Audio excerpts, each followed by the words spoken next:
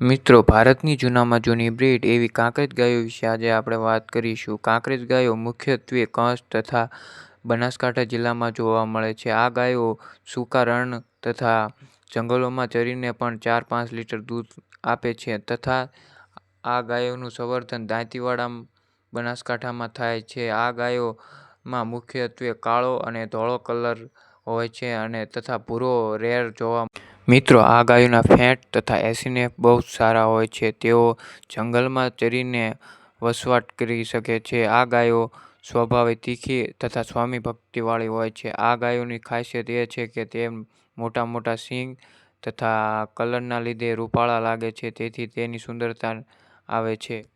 આ કાંકરેજ ગાયોને વઢિયારી ગાયો તરીકે પણ ઓળખવામાં આવે છે. આ ગાયો મુખ્યત્વે પશુપાલક જેવા માલધારી લોકો વધારે પાળે છે.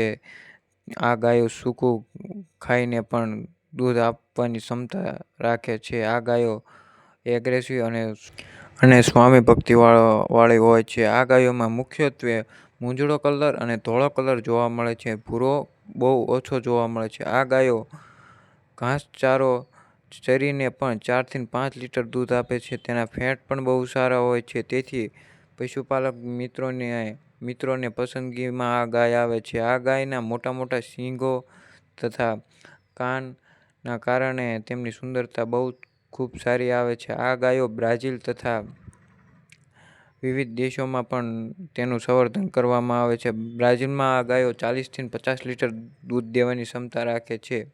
તથા આ ગાયોને પાણીની ખૂબ જ ઓછી જરૂર પડે છે તથા થોડા ઘાસચારામાં પણ આ ગાયો વસવાટ કરી શકે છે. વધારે પડતી આ ગાયો ઘાસચારા માટે મુસાફર કરે છે તથા આ ગાયોનું દૂધ સર્વશ્રેષ્ઠ ગણાય છે. આ ગાયો દેશી ગાયોમાં આવે છે તથા એચ.એફ. જર્સી કરતાં આ ગાયોનું દૂધ શુદ્ધ ગણવામાં આવે છે. ભારતમાં આ જૂનામાં જૂની કાંકરેજ ગાયોની નસલ છે, જે વધારે પડતી દાંતીવાડામાં તેનું સંવર્ધન થાય છે. ત્યાં અત્યારે 5000 લેક્ટેશન દૂધના રેકોર્ડવાળા બુલ પણ તૈયાર થઈ રહ્યા છે. આ વિડીયો તમને કેવો લાગ્યો તે કમેન્ટ કરજો અને લાઈક, ફોલો અને સબસ્ક્રાઈબ કરજો. જય ગૌ માતા.